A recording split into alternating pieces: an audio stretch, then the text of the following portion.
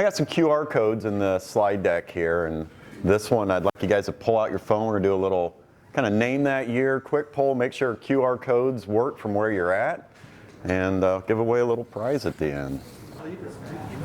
So open this up just to get started and show you a feature of Webex. This is Slido that I use to create this. I'm going to slide that over, and it allows you to quickly create different quizzes, word boards. You can collect ideas, so it's an interactive piece of your meeting you can bring into Webex and included in Webex. Work anywhere is a big focus as we look to return to the office from the pandemic. We quickly scattered as it set in, grabbed technologies that helped us work we needed at the moment, and now as we look at employees returning and hybrid work more and more, and take a focus of what does that experience look like. Work anywhere has become a new term that's been popping around. For me, work anywhere is the ability to work seamlessly from any location with any device with tools and technologies delivered securely. That sounds pretty idealistic. There's a lot to making that happen. There's a lot of technologies that go into that to allow us to do that. So as we look at what collaboration today looks like, there's a lot involved in collaborating. A lot of people got a phone system early on and had a PBX, added some voicemail. As technology progressed through the 80s and 90s, email became a thing. Inter-office messaging replaced envelopes. You got into instant messaging, the internet boomed. A lot's been collected on premise to bring all these different technologies and capabilities together. The clouds enabled some of these things to create a hybrid environment. Video conferencing between companies used to be a big ordeal with dedicated ISDN lines, a whole staff just to get a video conference up, and we enjoy clicking into it now. So we look at the technology, as I mentioned, on-premise. It usually look like a stack of applications running at servers, both at headquarters and within a data center, connecting out to the internet. COVID hit, we needed to extend these out more than ever to remote users. So using something like expressways and MRA servers to get that done allowed our workforce to go out. Wasn't always the same experience inside that they had on the outside. So we move forward, kind of looking at the on-premise versus cloud. Do you want to buy, build, manage, maintain all those systems? I'm going to jump back. By the way, I'm not a professional presenter. I'm an engineer, so PowerPoints are not my favorite, nor am I very good at it. But as we look at all that on-prem stuff, every year or so you have to do updates. More often, security updates. There's hardware behind all that. A lot of IT time and expense going into maintaining that. So cloud offers the subscription.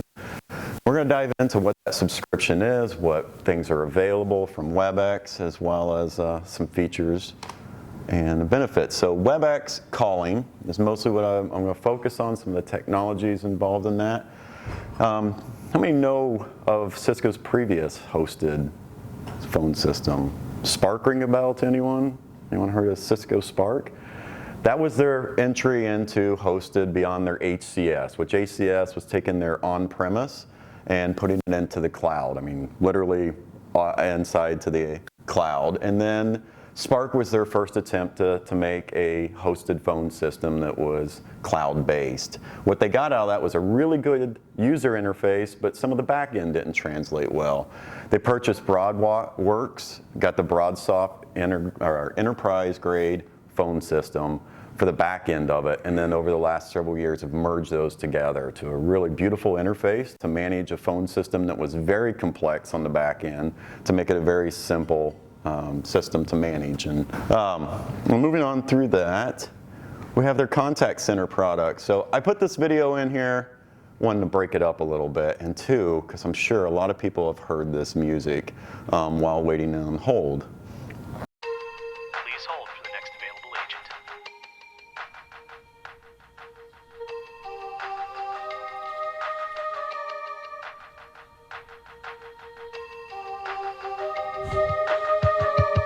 Change the flight, you can just text customer service.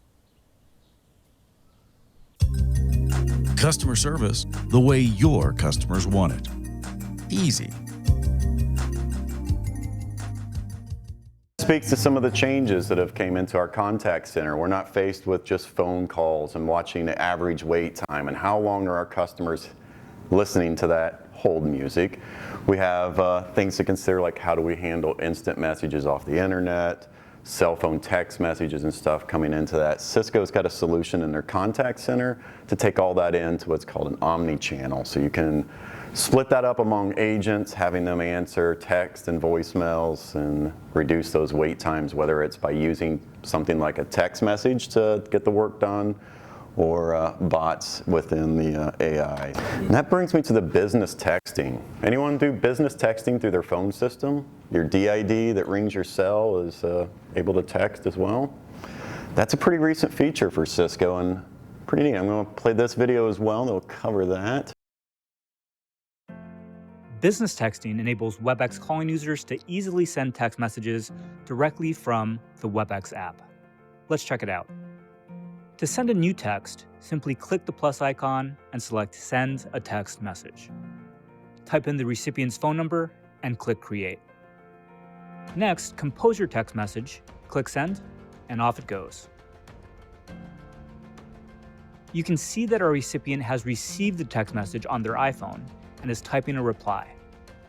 In this case, the recipient would like a response with a voice call. We can easily call back the user from our business texting conversation by simply clicking the phone icon. When you receive a text message, a notification appears, and you can quickly see that message in the Webex app. Business texting is available with Cisco calling plans in the United States and Canada for no additional fee.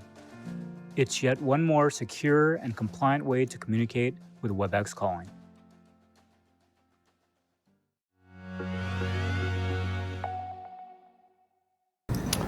So play that one and I jump into this next feature, and I've gone through a couple of these to just show some of the innovations Cisco's put into their cloud offering. It's not just a phone system, a contact center. They built a platform to build business off of. So the business texting allows you to communicate with customers how you're probably doing it today, but not controlling it. Your customer service reps or teachers, your staff is probably picking up their cell phone, using their personal device to have text communications. When they leave, that conversation leaves with them. What's said is not recorded. This allows you to bring that conversation into either the application or into your contact center, where it can be acted upon by agents in the contact center or through bots using AI or natural language processing, or to your end users just to be processed in a business manner instead of through their phones. This here's another PSTN feature that I really like. So if you use Webex meetings or any modern meeting platform, it's got some noise reduction.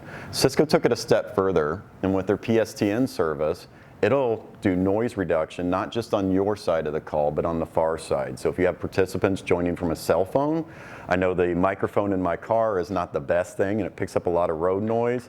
My boss always gets mad, mute your mic, blah, blah, blah. I get muted a lot on calls. With this, they can turn on the remove background feature, or I can do it myself, and it removes all that just as it does on the devices. So allows you to have a very clean audio stream coming in regardless of where you're at.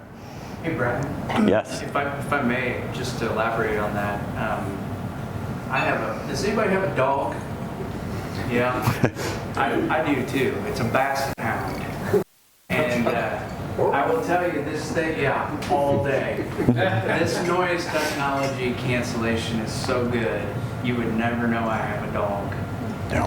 If that, I mean, not in the same room. It is that good. Pretty incredible. Another feature on Webex Calling, 911. Who has all of their 911 compliance completely tackled and can raise their hand and say, I'm absolutely sure we're good there? One? Yeah. Thanks, Jonah. So, and that is because we use Webex Calling and we have what they call nomadic 911. So through the Webex app or the devices, it detects the network that your user's on.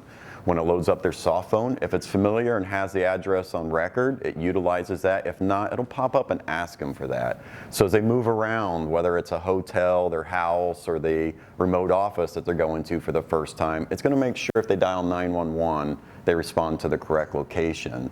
And that synchronizes almost instantly as they hit that address in. And then Webex Go. I'm sure you've all been in places with low data and you needed to take a phone call on that soft phone app. It didn't quite work well. Webex Go is a virtual SIM card for your cell phone that allows you to have your business DID over the cellular network. So you can extend that out to cell phones. Some good use cases for this, I think, is the on-call tech that doesn't want to give everybody their personal cell phone. They can have a second number in here. Customer service, maybe on the go, field techs, things like that, that want to only carry one device but have a separate number from their personal number.